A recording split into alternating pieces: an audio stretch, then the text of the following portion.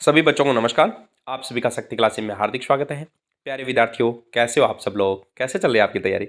मेरा विश्वास है कि आपकी तैयारी बहुत अच्छी चल रही है और अपनी तैयारी को यूं ही जारी रखना है। और बच्चों, आपका चाहता टॉपिक और यानी रुचि का टॉपिक ग्राफ ही है, या आलेख निरूपण में यूँ कहूँ, वो जो चल रहा है, तो आप बच्चे उसमें बहुत ही अच्छा इंटरेस्ट ले रहे हैं और लेना भी चाहिए। इसी तरह अपने को एक अच्छी तैयारी करनी है। तो बच्चों, अपने जैसे कि देखा 3.1 में, एक्सरसाइज 3.1 में अपने जो कथन जो दिए गए थे उनको गणितीय रूप में व्यक्त किया और फिर आलेखीय रूप में व्यक्त करना सीख गए थे। अब बच्चों अपने दो चर वाले रैखिक समीकरण युग्म है उनको हल करना सीख रहे हैं। उनके हल कैसे ज्ञात होंगे, क्या स्थितियां बन सकती है। तो चलिए लेते हैं आज अपने 3.2 का क्वेश्चन नंबर 4। निम्न रैखिक समीकरणों के युग्मों में से कौन युग्म संगत ऑब्लिक असंगत है? यदि संगत है तो ग्राफीय विधि से हल कीजिए। तो बच्चों, अपने को सबसे पहले तो ये देखना है कि ये संगत है या नहीं है, यानी इनकी पोजीशन स्थिति क्या है वो चेक करनी है। यदि ये संगत होगा तो अपने को आगे बढ़ना है। ये देखिए यहाँ संगत है तो फिर अपने यहाँ से संगत, यानी कहने मतलब संगत है तो फिर आगे हल करेंगे, अन्यथा वहीं रोक देंगे इसको। तो बच्चों, सबसे पहले अपने क्या करेंगे, गुणांकों के आधार पर अपने ये जानने का प्रयास करेंगे कि ये संगत है या नहीं है। तो गुणांकों के आधार पर आपने देखा था कि A1 A2 B1 B2 C1 C2 को यदि मान ज्ञात करें तो अपने ज्ञात कर सकते हैं कि संगत है या नहीं है। तो सबसे पहले अपने लेते हैं A1 बटा A2। तो A1 बटा A2 x का गुणांक पहली समीकरण में 1, दूसरी में 2, तो 1 बटा 2। B1 बटा B2 तो y का गुणांक पहली समीकरण में 1 और दूसरी में 2, तो ये भी 1 बटा 2। तो बच्चों C1 C2 पे कहीं ना कहीं बात जा रही है अब तो चलिए C1 C2 चेक करते हैं। तो C1 C2 को यदि देखूं तो 5 बटा 10, 1 बटा 2। तो बच्चों यहाँ पर A1 A2 B1 B2 बटा बराबर C1 C2, यानी तीनों बराबर है। तो ये अपने यहाँ पर नोट कर देंगे कि A1 बटा A2 बराबर B1 बटा B2 बराबर C1 बटा C2। तो रेखाएं हैं वो संपाती होगी, क्योंकि आपने यदि इसका ग्राफ बनाएंगे तो रेखा के ऊपर रेखा आएगी। तो अपने को ये भी पता लग गया बच्चों कि अपरिमित रूप से अनेक हल होंगे, और ये भी पता लग गया कि ये संगत होती है। तो देखो बच्चों, संगत है तो फिर अपने को आगे बढ़ना है, यानी उसका आलेखीय निरूपण अपने को करना है। तो आलेखीय निरूपण में अपने देख रहे थे कि एक्स और वाई दो चर हैं, जिस चर का गुणांक बड़ा है उसका पक्षांतरण करते हैं। तो यहाँ पर तो दोनों बराबर है, तो बच्चों किसी को एक को उठा लीजिएगा और उसका पक्षांतरण कर दीजिएगा। तो चलिए मैं उठा लेता हूँ यहाँ से वाई को। ठीक है, ये हो गया 5 माइनस वाई। और दूसरी समीकरण में देखूं तो इसी तरह दोनों का गुणांक समान है, तो फिर y को उठा लीजिए 10 माइनस 2y। तो यहाँ पर आपने देखा था बच्चों कि लेफ्ट साइड में जो भी है चर वो उसका गुणांक है वो 1 रहना चाहिए। यहाँ तो 2 है तो उस 2 का भाग दे दीजिएगा, तो 10 माइनस 2y बटे 2 आ गया। अब बच्चों, अपने को जो भी राइट साइड में चर है उसका मान रखना होता है। तो यहाँ राइट साइड में है y, तो y का मान आप रखेंगे और x का मान ज्ञात करते जाएंगे और उसी तरह आगे बढ़ते जाएंगे।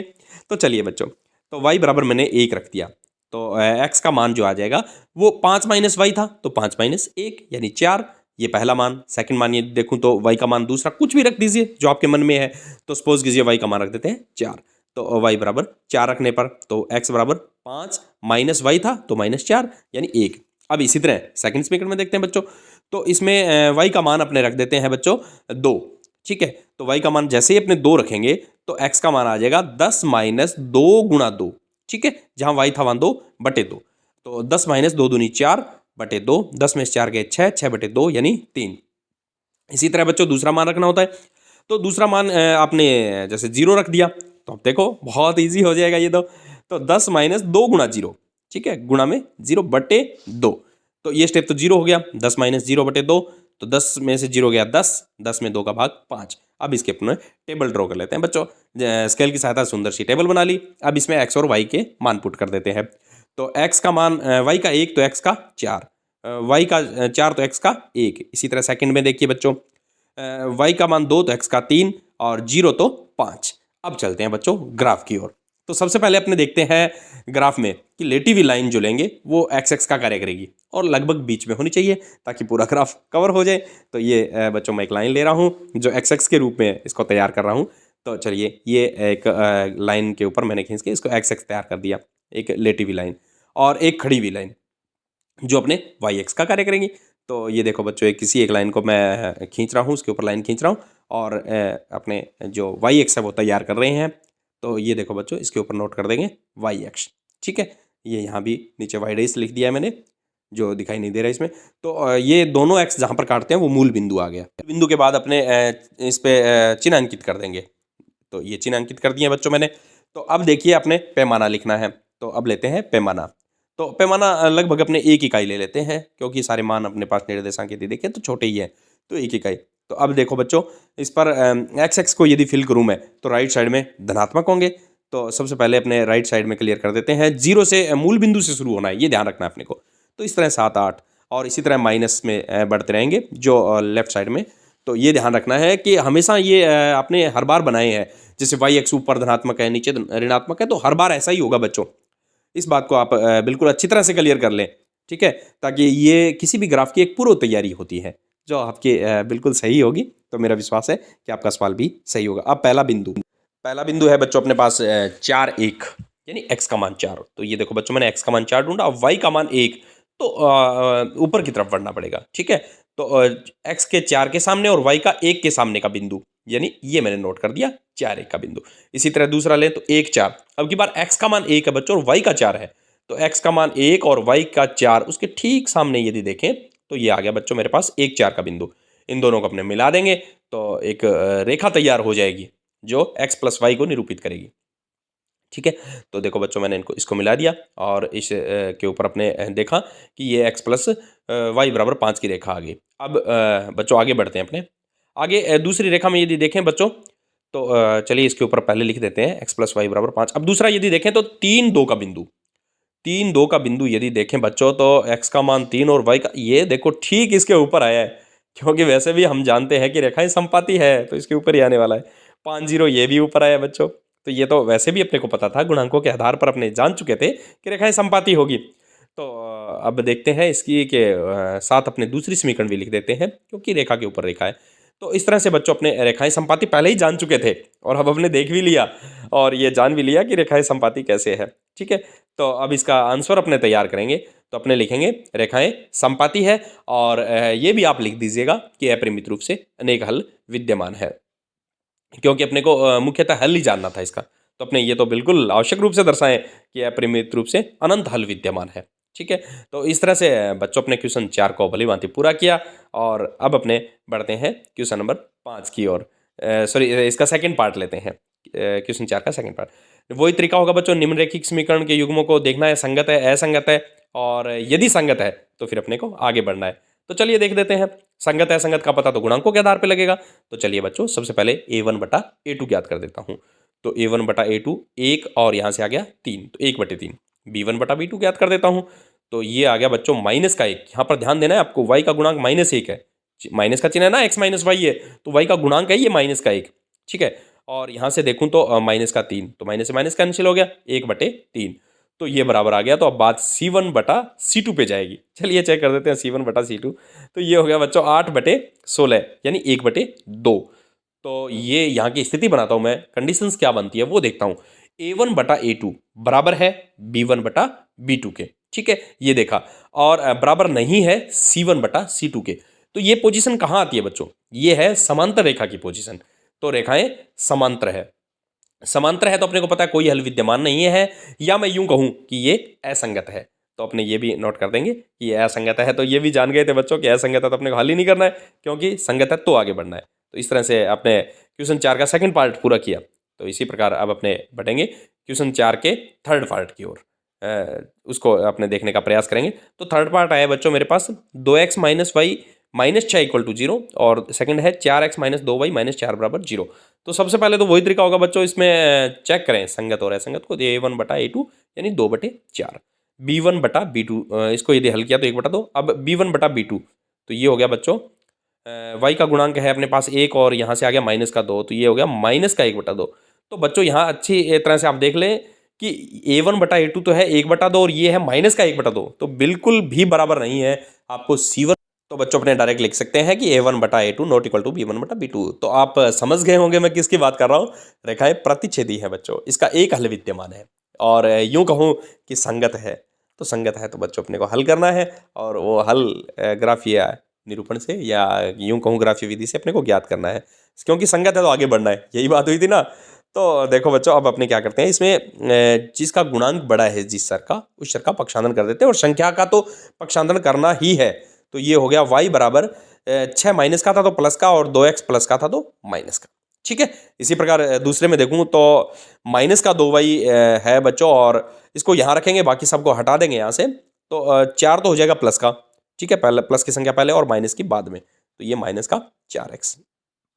अब देखते हैं बच्चों, ये माइनस का चिन्ह है, हटाना है, तो पूरी समीकरण के चिन्ह बदल दीजिए बच्चों, हट जाएगा माइनस का चिन्ह आपका। एक एक करते हुए y के गुणांक है वो हटाते जाएंगे अपने। तो 2y बराबर 4x माइनस का था तो वो प्लस का, और 4 प्लस का माइनस का, तो y बराबर आ गया 4x माइनस 4 बटे 2। तो ये हुआ बच्चों। अब अपने यहाँ पर जान लिया अच्छी तरह से कि पहले माइनस के चिन्ह को हटाया, फिर 2 को हटाया, अब y है वो बिल्कुल उसका गुणांक 1 कर लिया है, और अब अपने आगे बढ़ेंगे। तो यहाँ पर पहली समीकरण में देखता हूँ, अब अपने को रखने हैं x के मान। तो अपने x के मान रखेंगे तो y के मान अपने को ज्ञात हो जाएंगे। तो x का मान आप अपने मन से रखेंगे बच्चों, और y का मान ज्ञात करते जाएंगे। ठीक है, तो x का मान 1 रख देते हैं। ठीक है, तो ये हो गया y माइनस 6 माइनस 2x, तो 2 गुणा 1 है, तो 6 माइनस 2 यानी 4 आ गया। ठीक है, अब देखो बच्चों x का मान रख देते हैं, जो आप कहो वही रख देंगे। तो चलो बच्चों अपने रख देते हैं x का मान 5, तो ये आ जाएगा अपने पास y बराबर 6 माइनस 2 गुणा 5, तो 6 माइनस 10, तो माइनस के ज़्यादा हो गए बच्चों, कितने 4 अंक, तो माइनस 4। इसी तरह दूसरे में देखते हैं, यहाँ पर x का मान रखना पड़ेगा, तो x का मान जो आपके मन में आए वो अपने रखते जाएंगे और निरंतर आगे बढ़ते जाएंगे। तो x बराबर 1 रख देते हैं, तो ये बन गया बच्चों y बराबर 4 गुणा में 1 माइनस 4 बटे 2, यानी 4 एकम 4 माइनस 4 बटे 2, यानी 0 बटे 2, 0 आ गया। इसी तरह अपने सेकंड मान रख देते हैं, क्योंकि दो दो मान आवश्यक हैं। तो x बराबर अब की बार रख देते हैं बच्चों, अपने पास 2 रख देते हैं। ठीक है, तो x बराबर जैसे ही 2 रखेंगे तो y का मान अपने ज्ञात करना है। तो 4 गुणा में 2 माइनस 4 बटे 2, तो ये हो गया 8 माइनस 4 बटे 2, 8 में से 4 गया 4 बटे 2, यानी 2 आ गया। अब इसकी टेबल अपने ड्रॉ कर लेते हैं, टेबल में मान है वो फिल कर देंगे, और इसी तरह अपने फिर ग्राफ की ओर बढ़ेंगे। तो चलिए बच्चों मैं ले लेता हूँ टेबल। अब अपने क्या करेंगे, टेबल में x और y, तो बच्चों x का मान 1 तो y का 4, x का 5 तो y का माइनस 4। इसी तरह सेकंड में x और y, x का मान 1 तो y का 0, x का 2 तो y का 2। ठीक है, अब बढ़ते हैं अपने ग्राफ की ओर। तो लीजिए स्केल और पेंसिल, हो जाइए तैयार, बीच की एक लेटी हुई लाइन ले लेते हैं। ठीक है, इसके ऊपर लाइन खींचते हैं, तो ये अपना x अक्ष तैयार हो रहा है बच्चों। तो ये लीजिए बिल्कुल एक लाइन के ऊपर, देखिए आप कितनी सटीकता से कार्य किया जा रहा है, इस बात का विशेष तौर से ध्यान रखें, और सफाई का विशेष तौर से ध्यान रखें बच्चों। अब एक खड़ी हुई लाइन लेंगे अपने, तो ये देखिए मैं एक कोई खड़ी हुई लाइन ले रहा हूँ। ठीक है, और अपने इसके ऊपर एक लाइन खींच के वाई एक्स तैयार कर रहे हैं बच्चों। तो ये देखो बच्चों, मैं बिल्कुल किसी एक लाइन के ऊपर चलते हुए वाई एक्स तैयार कर रहा हूँ। ये वाई एक्स हो गया, और यहाँ पर अपने नोट कर देंगे वाई डैश। ठीक है, ये देखिए यहाँ पर मैं नोट कर रहा हूँ वाई डैश। वाई डैश जो आपको दिखाई नहीं दे रहा है, नोट कर लीजिएगा। ठीक है, अब ये मूल बिंदु आ गया। अब अपने चिन्ह अंकित कर देते हैं इनके ऊपर। ठीक है, तो ये देखो बच्चों, मैंने चिन्ह अंकित कर रहा हूँ जहाँ पर एक्स एक्स और वाई एक्स को जो लाइनें काट रही है, ये चिन्ह अंकित हो गए हैं। अब अपने पैमाना लेना है, तो माना पैमाना 1 सेंटीमीटर बराबर, यहाँ पर बच्चों 1 इकाई लेंगे तो अपना बड़ा आसानी से कार्य हो जाएगा, और ग्राफ भी ऐसा तैयार हो जाएगा। तो 1 सेंटीमीटर बराबर 1 इकाई, तो ये पैमाना फिल कर देता हूँ मैं। तो 3 4 5 6 7, क्योंकि अपने को पता है कि राइट साइड में धनात्मक होता है और लेफ्ट साइड में ऋणात्मक होता है। सारा जो पैमाना है वो मूल बिंदु से ही शुरू करना है अपने को। ठीक है, तो ये देखिए बच्चों, इस तरह से ऊपर की ओर धनात्मक और नीचे की ओर ऋणात्मक। ये देखो बच्चों, नीचे की ओर ऋणात्मक मैंने डाल दिया है, और इस तरह से अपने पैमाना लिखने का कार्य पूरा कर रहे हैं। ये प्राथमिक तैयारी हो गई। अब देखिए 1 4 का बिंदु, तो बच्चों 1 4 का x का मान 1 और y का 4, ये ठीक सामने, ये देखो बच्चों 1 4 का बिंदु अंकित कर दिया है। अब दूसरा है 5 माइनस 4 है बच्चों, अब की बार तो x का मान पहले 5, अब y का मान माइनस 4, तो नीचे की ओर जाना पड़ेगा। तो ये देखिए बच्चों, देखते रहिए, ये देखो -4 के ठीक सामने 5 माइनस 4 का बिंदु। अब 2 बिंदु आ गए हैं, तो किसी भी रेखा को खींचना बहुत आसान होता है। तो ये लीजिए 2 बिंदुओं को मिलाने वाली रेखा मैं खींच रहा हूँ। ये बच्चों आपकी रेखा आ चुकी है, जो निरूपित कर रही है 2x + y - 6 को। तो ये भी देखो बच्चों, इसके ऊपर नोट कर देते हैं अपने, ताकि आप बच्चों को बिल्कुल आसानी रहे कार्य में समझने में। तो ये देखो बच्चों, मैंने नोट कर दिया है। अब अगला बिंदु है 1 0, x का मान 1, बस y का 0, तो यही है बंधो, यही बच्चों, यही है वो बिंदु आपका 2 2। तो देखिए बढ़ते हुए, अरे ये तो इसके ऊपर ही आ गया। तो चलिए बच्चों, इसको भी नोट कर देते हैं 2 2 का बिंदु। दो बिंदुओं को मिलाने वाली रेखा तैयार हो गई है बच्चों, और आपका सवाल कहीं ना कहीं अब हल होता हुआ नजर आ रहा है। इसका आंसर भी आप बच्चों को दिख गया होगा, क्योंकि आंसर क्या होता है, प्रतिच्छेद बिंदु आंसर है। तो इसका प्रतिच्छेद बिंदु आप जान चुके हैं कि दो दो है। तो ये लो बच्चों, मैंने नोट कर दिया इसका प्रतिच्छेद बिंदु, दो दो नोट कर देते हैं। ये रेखा का समीकरण लिखा, तो रेखाएं प्रतिच्छेद ये पहले ही अपने को पता लग गया था, एक बिंदु आएगा तो वो बिंदु आ चुका है। ये तो अपने गुणांकों के आधार पर पहले ही जान चुके थे ना। तो ये देखो बच्चों, रेखाएं अतः प्रतिच्छेद बिंदु के निर्देशांक अपने लिखेंगे, क्योंकि अपने को तो हल लिखना है ना। तो प्रतिच्छेद बिंदु के निर्देशांक, तो प्रतिच्छेद बिंदु के निर्देशांक है बच्चों अपने पास 2 2। तो ये नोट कर देंगे प्रतिच्छेद बिंदु के निर्देशांक। तो यहाँ से देखा मैंने 2 2, तो 2 2 का मतलब आप समझ गए होंगे, x का मान 2 और y का भी 2। तो इस तरह से बच्चों अपने जो रिजल्ट है वो प्राप्त कर लिया है, हल है वो ज्ञात कर लिया है, और बहुत आसानी से कार्य पूरा किया। चलिए लेते हैं अगला क्वेश्चन, फोर्थ पार्ट इसका। तो फोर्थ पार्ट में भी वही है बच्चों, क्योंकि क्वेश्चन 4 ही चल रहा है कि निम्न रेखिक समीकरण युग्म में देखना कौन सी संगत है, असंगत है, और संगत है तो फिर आगे बढ़ना है। तो चलिए बच्चों अपने गुणांकों के आधार पर पहले ये जानने का प्रयास करेंगे कि ये संगत है या नहीं है। तो a1/a2, तो a1/a2 आ गया बच्चों 2/4, 1/2, b1 b2 ज्ञात करेंगे तो -2/-4, तो ये भी 1/2, तो बिल्कुल बराबर आ गया। तो अब बात C1 C2 पे जा रही है। तो चलिए बच्चों अपने चेक कर देते हैं C1 C2 को। तो ये आ गया बच्चों -2/-5 यानी 2/5। तो यहाँ यदि देखूं बच्चों तो a1 a2 बराबर है b1 b2 के बराबर नहीं है C1 C2 के, ये पोजीशन आ गई है। तो अब आप समझ गए हैं कि क्या करने वाले अपने। रेखाएं कैसी है बच्चों, रेखाएं समांतर है। समांतर रेखाओं का कोई हल विद्यमान नहीं होता, इसलिए ये असंगत रेखाएं हैं बच्चों। तो चलिए नोट कर देते हैं, अतः रेखाएं समांतर है, ठीक है। और अपने को ये पता लग गया, तो ये जो इनका कोई हल विद्यमान नहीं है और ये असंगत है। तो बच्चों अपने को इसका आलेखीय निरूपण नहीं करना है, यानी ग्राफ तैयार नहीं करना है। ये सवाल अपना यहीं पूरा हो जाएगा। तो इस तरह से बच्चों अपने किसी भी सवाल को अच्छी तरह से ये गुणांकों के आधार पर जानते हुए आगे बढ़ सकते हैं। तो इस प्रकार अपने 4 के पार्ट पूरे हुए। लेते हैं 5वां क्वेश्चन। एक आयताकार बाग जिसकी लंबाई और चौड़ाई से 4 मीटर अधिक है, ठीक है, और परिमाप 36 मीटर है, तो बाग की विमाएं अपने को ज्ञात करनी है। तो चलिए बच्चों देखते हैं। मान लेते हैं आयताकार जो बाग जो है उसकी लंबाई मान लेते हैं, बाग की लंबाई x मान ली मैंने, और चौड़ाई को मान लेता हूँ बच्चों y, ठीक है, क्योंकि दो चर अपने को चाहिए थे x और y, वो नोट कर लिए। अब ध्यान से देखिए, लंबाई चौड़ाई से 4 मीटर अधिक है, लंबाई x और चौड़ाई y, कौन सा बड़ा है, x बड़ा है, कितना, 4 मीटर बड़ा है, तो y में 4 जोड़ दीजिए ताकि ये बराबर हो सके और एक समीकरण बन सके। तो ये अब नेक्स्ट है अर्ध परिमाप 36 मीटर है। तो अर्ध परिमाप बच्चों अपने को पता है कि परिमाप जो होता है वो लंबाई और चौड़ाई के योग का दुगना होता है, ठीक है। तो यहाँ है अर्ध परिमाप, तो केवल लंबाई और चौड़ाई का योग है, क्योंकि आयत के परिमाप का यदि सूत्र देखें ना तो 2 गुणा में लंबाई प्लस चौड़ाई होता है, कहने का मतलब लंबाई प्लस चौड़ाई का दुगना। तो यहाँ पर अर्ध परिमाप, तो लंबाई प्लस चौड़ाई आप लिखेंगे डायरेक्ट, यदि फॉर्मूला अपने को नोट करना है। तो आयत का अर्ध परिमाप लंबाई प्लस चौड़ाई, तो लंबाई है x और चौड़ाई है y, तो x प्लस वाई बराबर कितना है परिमाप, 36 दिया है, तो x प्लस वाई बराबर 36। अब देखो बच्चों अपने इसमें x का मान देख लेते हैं कि 36 माइनस वाई आ गया है, ठीक है। अब दोनों समीकरण बिल्कुल मान के लिए तैयार हैं। अब पहले से शुरू करते हैं। तो आपको यहाँ पर राइट साइड में y है तो y का मान रखना है, तो y का मान कुछ भी रख दीजिएगा। तो बच्चों मैं रख देता हूँ y का मान 6, ठीक है, y बराबर 6 रखने पर, तो जैसे y का मान 6 रखा तो x का मान आ गया बच्चों 6 + 4 यानी 10। y का मान अपने रख देंगे बच्चों, मान लीजिए y का मान रख देता हूँ मैं, माइनस का रखता हूँ, अब की बार माइनस के 2 रख देता हूँ। तो देखिए क्या आता है, x का मान आ गया बच्चों 6, ये हो गया -2 + के 4, ठीक है, तो ये हो गया प्लस के 2 बच जाएंगे ना। तो चलिए नेक्स्ट देखते हैं। इसमें y के मान कुछ अपने को बड़े रखने पड़ेंगे, क्योंकि यदि देखो 1 वगैरह रखेंगे तो 35 बहुत बड़े मान x के आ जाएंगे, ठीक है। तो 10 रखा y का मान, तो x का मान 36 - 10 26 आ गया, ठीक है। तो ये देखिए बच्चों 36 - 10 26। इसी तरह y का मान रख देता हूँ मैं, सपोज कीजिएगा कुछ बड़ा रखता हूँ, तो अपने रख देते हैं y का मान 20, ठीक है।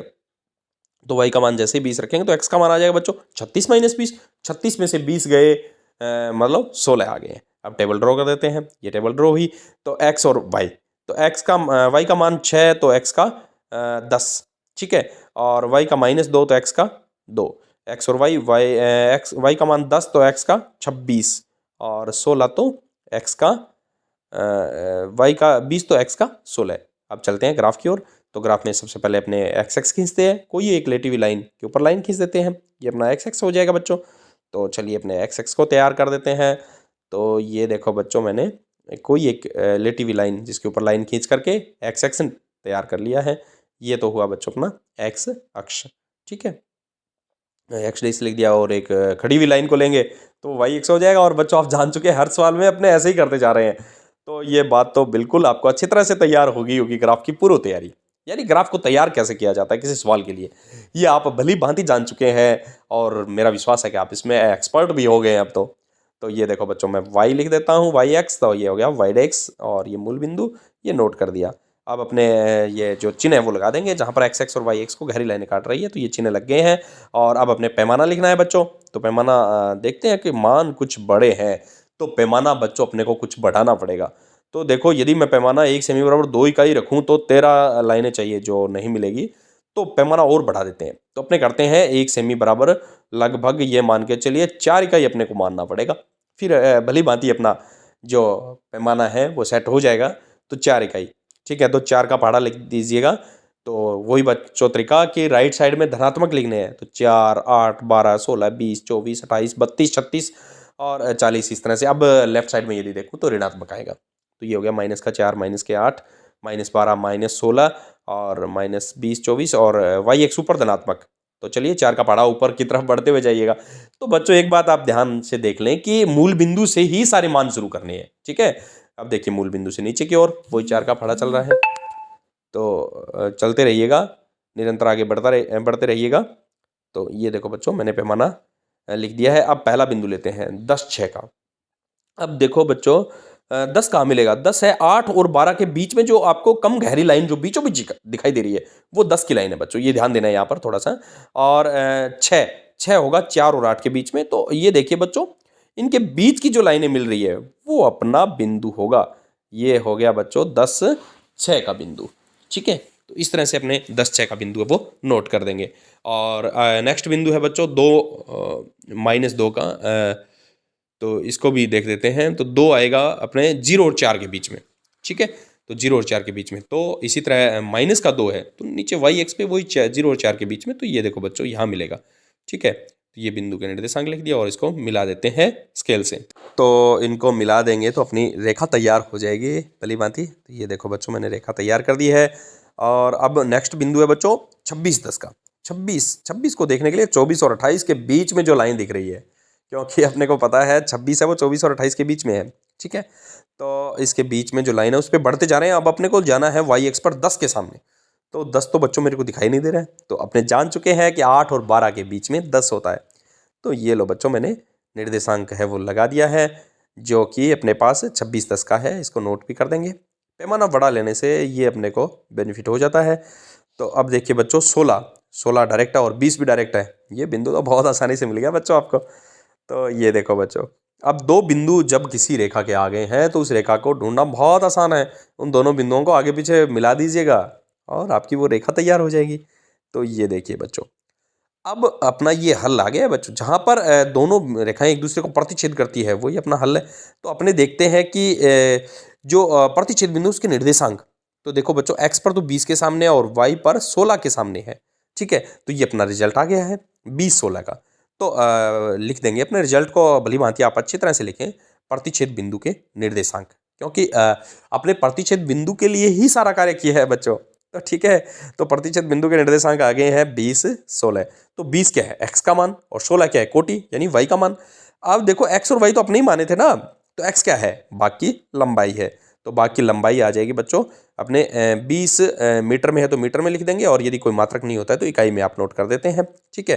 तो चौड़ाई 16 मीटर, ठीक है।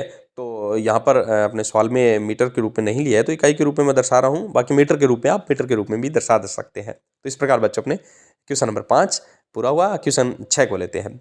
एक रेखिक समीकरण 2x प्लस 3y माइनस 8 बराबर 0 दी गई है, और 2 चरों वाली एक ऐसी रेखिक समीकरण आपको तैयार करनी है बच्चों, ताकि जो प्राप्त युग्म जो है वो निम्न प्रकार होना चाहिए। कैसे? कि ये जो जोड़ा बने वो प्रतिच्छेदी रेखाओं का बने, समांतर रेखाओं का और संपाती का।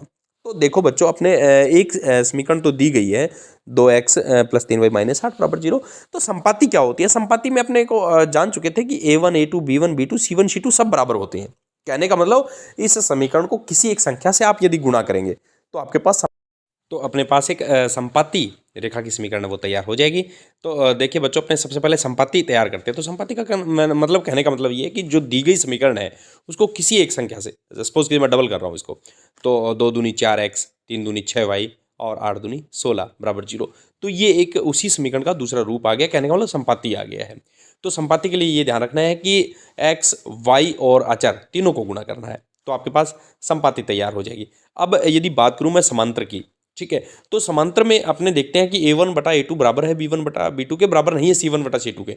तो कहने का मतलब ये है कि आप यदि गुणा कर रहे हैं तो वो केवल आपको x और y दो स्टेप को ही, x और y के जो गुणांक है उन्हीं को गुणा करना है, अचर संख्या को गुणा नहीं करना है। ठीक है, तो ये देखिए मैं डबल कर दिया मैंने, 4x 6y तो कर दिया। अब मैं उसका डबल नहीं करूंगा क्योंकि डबल करते वो संपाति बन जाएगा। तो डबल के अलावा कुछ भी लिख दीजिए, 2 से कहने का मतलब 8 दूनी 16 के अलावा 16 नहीं लिखना है, उसके अलावा अपने कुछ भी लिख सकते हैं। तो ये अपने साधारण सी बात है कि एक समांतर रेखा। अब है प्रतिच्छेदी। प्रतिच्छेदी में अपने को क्या करना है कि अपने को पता है a1 a2 बराबर नहीं है b1 बटा b2 के। तो सपोज कीजिए मैं पहले को 2 से गुणा कर रहा हूँ, तो अब मैं y को किसी भी तरह से 2 से गुणा नहीं करूँगा। तो कहने का मतलब इसका डबल 6 नहीं लिखना है अपने को, 6y नहीं लिखना है, इस 6y के अलावा कुछ भी लिख दीजिए। और c1 c2 तो इसमें मायने नहीं रखता, तो 6y को न लिखते हुए मैं 5y लिख रहा हूँ यहाँ पर। अब आगे आप जो मन में है वो लिख दीजिए, ये आपके पास प्रतिच्छेदी रेखा की समीकरण तैयार हो जाएगी। तो इस तरह से बच्चों अपने तीनों समीकरण अच्छी तरह से तैयार कर ली है। और ये अपने प्रतिच्छेदी रेखा की समीकरण आ गई, जिसमें केवल यूं कहूँ कि कोई भी एक्स का गुणांक है ये डबल नहीं होना चाहिए, या कोई गुणा नहीं करना है किसी समीकरण से। और समांतर में एक्स और वाई को गुणा करेंगे, अचर को नहीं करेंगे, उसमें पूरे को करेंगे। तो चलिए लेते हैं क्वेश्चन नंबर 7। क्वेश्चन नंबर 7 में दिया गया है कि समीकरण है अपने पास x माइनस वाई प्लस 1 बराबर 0 और 3x प्लस 2y माइनस 12 बराबर 0 का ग्राफ खींचिए। ठीक है, तो देखें तो क्वेश्चन 2 या 3 पार्ट्स में है। तो पहले अपने केवल ग्राफ वाला देखता हूँ, तो मैं यहाँ से समीकरण नोट कर लेता हूँ। ठीक है, तो बच्चों मैं ले लेता हूँ इसके समीकरण। तो अब देखिए आगे क्या कहा है कि एक्स एक्स और इन रेखाओं के बीच जो बना त्रिभुज है उसके शीर्ष बिंदुओं के निर्देशांक भी अपने को लेने हैं, और अपने को उस भाग को पटल को छायांकित भी करना है। ठीक है, आ जाएगा। सवाल बिल्कुल आसान है और इम्पोर्टेंट सवाल भी है। तो यहाँ पर देखिए मैं पक्षांतरण कर देता हूँ वाई का। तो वाई माइनस का था, ये प्लस में हो गया, और अचर संख्या को तो लेके जाते हैं अचर को। तो ठीक है, इसी तरह इसमें देखें तो 2y को रख लेता हूँ क्योंकि x का गुणांक बड़ा है। तो ये 12 माइनस का था, प्लस का हो गया, और 3x प्लस का था तो माइनस का हो गया। तो y का ये 2 का भाग दे देते हैं, 12 माइनस 3x बटे 2। अब अपने पास मान रखने के लिए बिल्कुल तैयार है। अब अपने को जो भी राइट साइड में होगा उसका मान रखेंगे। ठीक है, तो राइट साइड में y, तो बच्चों y का मान आपको रखना है और x का मान प्राप्त करना है। तो चलिए शुरू करते हैं। y का मान रख देते हैं बच्चों अपने 5 रख देते हैं। ठीक है, तो y का मान जैसे ही आप 5 रखेंगे तो x का मान याद कर लीजिए, 5 माइनस 1 4 आ गया बच्चों। अब y का मान आप जैसे सपोज कीजिए मैं ले रहा हूँ, कुछ भी ले सकते हैं, तो अपने ले लीजिएगा माइनस का ले लीजिए, -3। ठीक है, तो ये हो गया बच्चों x बराबर -3 -1। तो -3 में -1 और मिल गया तो माइनस के 4 हो गए। ठीक है, इसी तरह सेकंड में देखते हैं, इसमें x का मान पुट करना पड़ेगा क्योंकि देखिए राइट साइड में जो भी है उस चर का अपने मान रखते हैं। तो x का मान सपोज कीजिए 2 रख देते हैं। ठीक है, तो ये हो जाएगा मेरे पास y बराबर 12 माइनस 3 गुणा 2। ठीक है, बटे 2। तो 12 माइनस 3 दूनी 6, तो 12 माइनस 6 बटे 2, यानी 12 में 6 गया 6, 6 बटे 2 यानी 3 आ गया। तो नेक्स्ट अपने इसमें y का मान रखेंगे। ये देखिए थोड़ा सा सामने कर देता हूँ मैं कैमरे के। तो ये हो जाएगा बच्चों अपने पास x का मान अपने को पुट करना है। तो x का मान पहले 2 अब की बार कर देते हैं 0। ठीक है, ये स्टेप पूरा 0 हो जाएगा और सवाल बिल्कुल आसान होने वाला है बच्चों। तो y का मान हो गया 12 माइनस 3 गुणा 0 बटे 2। तो 3 का गुणा 0 से 0, तो 12 माइनस 0 बटे 2। तो 12 में 2 का भाग 6 आ गया। अब अपने टेबल ड्रॉ करते हैं क्योंकि देखो बच्चों टेबल आ गई है। तो x और y का मान 5 तो x का 4, और y का -3 तो x का -4, xy। तो x का मान 2 तो y का 3, 0 तो 6। अब चलते हैं बच्चों ग्राफ की ओर। ले लीजिए स्केल और पेंसिल और एक लेटी हुई लाइन जिसको x के रूप में निरूपित करेंगे। हर बार यही कर रहे हैं, तो मेरा विश्वास है कि आप बच्चे जान चुके हैं कि मैं क्या करने वाला हूँ, क्योंकि पूर्व तैयारी हर एक ग्राफ की एक जैसी ही है। तो ये देखिए चिन्ह भी अंकित कर लिए हैं, मूल बिंदु भी अंकित कर लिया। पैमाने की बात आती है तो पैमाना मान लेते हैं। माना पैमाना 1 सेंटीमीटर बराबर 1 इकाई यदि रखेंगे तो बिल्कुल आसानी से अपने इस सवाल को कर पाएंगे। तो देखो बच्चों, पैमाना है 1 सेंटीमीटर बराबर 1 इकाई, अच्छी तरह से आप नोट कर लीजिएगा। ठीक है, तो पिछले सवाल में कुछ बच्चे कह रहे थे कि सर पैमाना है वो दिखाई नहीं दे रहा था, तो इसको थोड़ा सा ध्यान से आप लिख लीजिएगा। वैसे रिकॉर्डिंग में वैसे पता चल रहा है। तो ये पैमाना पुट हुआ और अब लेते हैं पहला बिंदु 4, 5। ठीक है, तो एक्स का मान 4 और वाई का मान 5। तो देखिए बच्चों, इसके ठीक सामने ये बिंदु मिल गया 4, 5 का। ठीक है, ये 4, 5 का बिंदु। नेक्स्ट है -4 -3। तो -4 तो ये तो देखिए बच्चों अपने को लेफ्ट साइड में मिलेगा। तो -4 और -3 तो नीचे की तरफ, कहने का मतलब तृतीय चतुर्थांश में ये बिंदु, दोनों बिंदुओं को मिलाएंगे तो उस रेखा को निर्धारित कर पाएंगे अपने।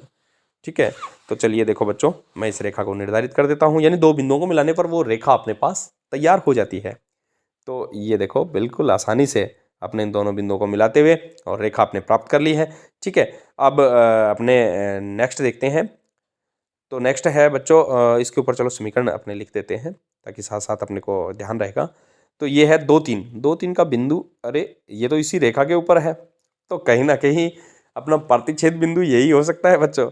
तो नेक्स्ट है 0, 6, 0, 6, एक्स का मान 0, वाई का 6। तो ये देखिए बच्चों, ठीक है, तो ये नोट कर दिया आपने। अब इन दोनों को अपने मिला देंगे तो अपनी जो प्रतिच्छेदी यानी दूसरा जो युग्म है, दूसरी रेखा है, वो तैयार हो जाएगी। तो ये देखिए बच्चों, ये अपने मिला देते हैं। इस प्रकार अपने इसको मिलाने के बाद अपने इसके ऊपर रेखा अपने नोट कर देंगे। तो रेखा नोट कर देते हैं 3x + 2y - 12 बराबर 0। ठीक है, ये देखो बच्चों नोट कर दी। अब देखिए सवाल को ध्यान से, अब देखिए x अक्ष, ये x अक्ष है और इन रेखाओं से बने इन दोनों रेखाओं x अक्ष और इन दोनों रेखाओं के बीच जो त्रिभुज बनता है उसको कह रहा है। तो उस त्रिभुज को मैं नोट करूं तो x अक्ष और दो रेखाएं, 3 भुजा हो गई, तो ये ABC त्रिभुज बन गया बच्चों। उसके निर्देशांक ज्ञात कीजिए। तो निर्देशांक, एक ही निर्देशांक देखने हैं बच्चों। तो यहाँ पर x का मान है मेरे पास -1 और y का मान 0, क्योंकि x अक्ष पर y का मान 0 होता है। तो a का निर्देशांक आ गया पहला बिंदु -1, 0। b का निर्देशांक 2, 2 अपने पास आ गया बच्चों, 2, 4 2, 3 और ये हो गया 4, 0। तो ये सबसे पहला कार्य है, क्योंकि क्वेश्चन में दिया हुआ है कि x अक्ष और इन रेखाओं से निर्मित त्रिभुज के निर्देशांक। तो इसको आंसर में अपने आवश्यक रूप से लिखेंगे, दर्शाएंगे, क्योंकि यही से पूछा गया है। तो त्रिभुज है ABC बच्चों इसमें। ठीक है, त्रिभुज ABC के शीर्षों के निर्देशांक, A के निर्देशांक -1, 0, B के हैं 2 और 3 और C के हैं बच्चों 4, 0। ठीक है, अब आगे पढ़ता हूँ। और त्रिभुजाकार पटल को छायांकित कीजिए। ये कह रहा है कि आप कौन सा त्रिभुज समझे हैं इसमें, उसको छायांकित कर दीजिए ताकि अपने को पता लग जाए कि जो पूछा गया है उसी को आप समझे हैं या कुछ अलग समझ गए हैं। तो इसको छायांकित कर देते हैं। तो ये देखिए मैं थोड़ा सा डार्क कर देता हूँ इसको, ताकि आपको भली भांति ये दिखाई दे जाए। तो देखो बच्चों कितना अलग क्वेश्चन है, कितना अच्छा क्वेश्चन है और कितना डायग्राम भी कितना सुंदर तैयार हुआ है इसका। तो इस प्रकार अपने इसको छायांकित किया और इस प्रकार बच्चों अपने आज एक्सरसाइज 3.2 के सारे सवाल पूरे हो गए हैं। और इसी के साथ आज अपने आलेखीय विधि या यूं को ग्राफीय विधि वो भी पूरी हो गई है। मेरा विश्वास आपको समझ में आया होगा। मिलते हैं अगले वीडियो में, तब तक के लिए धन्यवाद।